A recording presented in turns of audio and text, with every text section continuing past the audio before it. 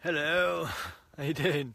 It's been a while since I did this, isn't it? It's this hashtag Friday Focus, so got a lot to catch up on. Just thought I'm in the middle of a long exposure at the moment. I've come down to Old Harry's Rocks for the night, and it's stunning. Check this out. Seagull photo bombing the shot there. Good on. Yeah. So a while ago had the Taste of the South Festival. That was cool. Thanks very much to everyone that came down to that. Bought a print. Very much appreciated. Got some orders that are ready for completion on Sunday, and looking forward to dropping those off. So that's cool. Next on the list was in July. I'm going to the hashtag Nikon meetups. I've got a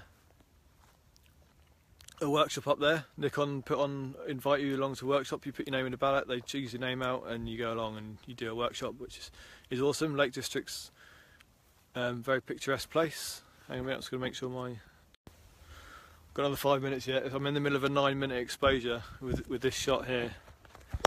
Just show you where I am.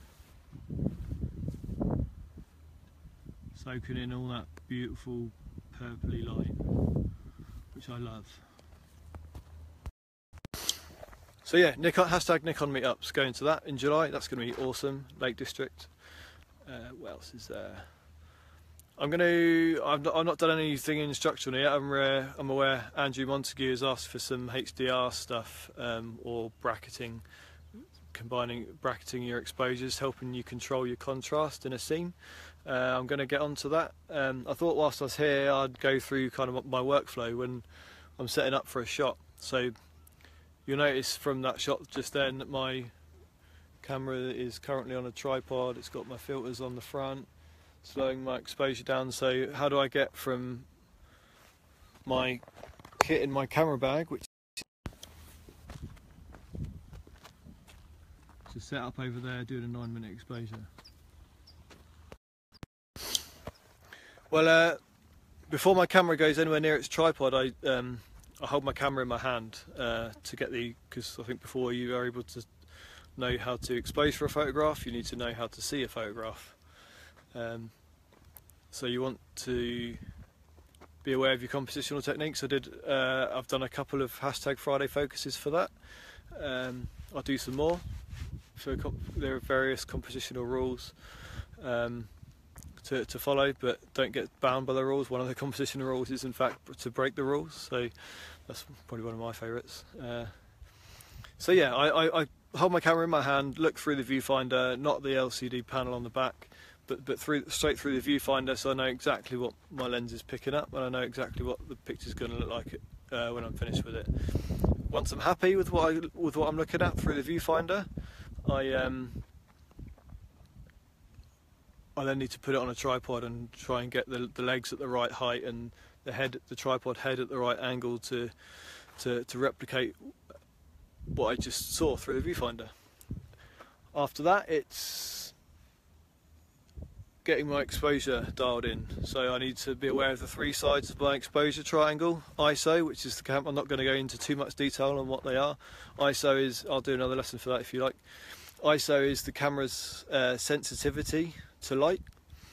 The higher the ISO number, the more sensitive it is. Normally, if I'm on a tripod, I don't really have any need to up my ISO, except in circumstances which, again, I'm not going to go into any great detail. This is just a quick one. But I'll usually pick my lowest ISO I possibly can. For my Nikon D810, that's ISO 64. So that's pretty much standard, what I go with pretty much all the time. Next, I want to look at how much of my scene I want to be in focus. Am I going for something with a shallow depth of field, where I'm just looking to have that one bit of a photograph that's in focus and you see the rest of it is blurry, or do I want the whole scene sharp in focus? To do that, I need to have a high aperture number. So I'm normally shooting at f11. f11 is probably my most used aperture size, which means, and the larger the number gets, the larger the f number gets, the smaller the hole is, and that increases the sharpness in the picture. then after that, all that's left is I look at my histogram and I dial down my shutter speed or up. I dial the shutter speed up until I reach the until I'm happy with what the histogram that is that I'm looking at. Hopefully, in a minute, if my exposure is going to be finished, I can show you what a histogram looks like.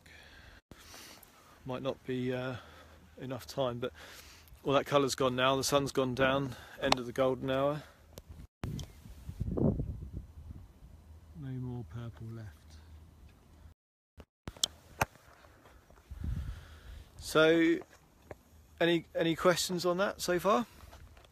If not, I mean, if you're watching this back, by the way, it's not live. It's just in case you are watching it and you're wondering if it's live or not. It's currently 9:30 on a Friday night, so feel free to pitch in with some questions if you've got any if you're watching it back and it's not live. Please like and share these videos around. I'd really appreciate it. I want to help as many people as I can with their photography, whether or not you're an absolute beginner or you've got a bit more, and you're looking to build on the skills you've already got. I'd like to show you. I mean, so yeah, if you feel free to ask those questions. There we go. My exposure's over. Right, I'm going to show you the back of my camera now. I did have to in this situation. You'll see I had to dial up my ISO setting there. It's 200. That's because, like I said, I was already at 9 minutes on my exposure, even at ISO 200. So if I was at ISO 64 for that, that would have been much higher. It would have been roughly around about the 80. You're talking over half an hour's exposure, maybe 40 minutes. I don't really want to, as much as I love photography, I don't want to be sitting here for half an hour, 40 minutes taking a single photo. See, I've got F11 there, and I've got it's set to time, so that allowed me to use my cord to press the button to release the shutter, and I use the timer on my phone to let me know how long it's been on for, and then I press the button again at the end. The other setting you might have is bulb, and that means you'd have to hold the button down for the entire time of the duration of the exposure. And if I can go, now you're looking at the seconds, and if I press I'm lucky enough to have a live histogram on the back. I need to take my filter out the front of my camera so I can show you what the histogram looks like when it moves, so bear with me a sec.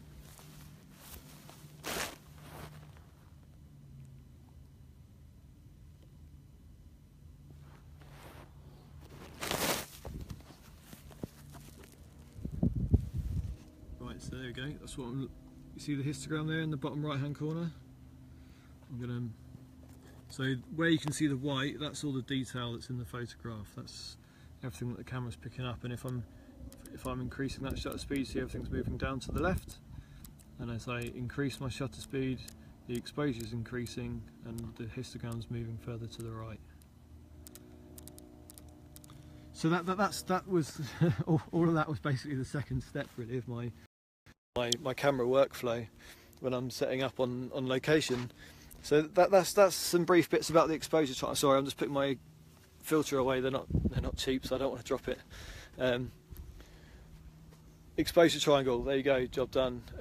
After that, I try and get a bit more creative. Once the sun starts setting, we get into that magical time of the golden hour. We get a bit more colour in the sky, and I'll slow my exposures down like I did just then. Try and get that smooth water, or just try to be a bit more artistic with my shutter speed. Really. That's it really. I might try a different composition. I'll look around, see if there's anything, I'll look at the back of my camera and see what I've got from the shot I've just taken and think, what can I do to improve on that, and go from there. So please ask questions. I will respond after the live feed. Please like and share my video around. It's greatly appreciated. Take care and have a good weekend. Bye bye.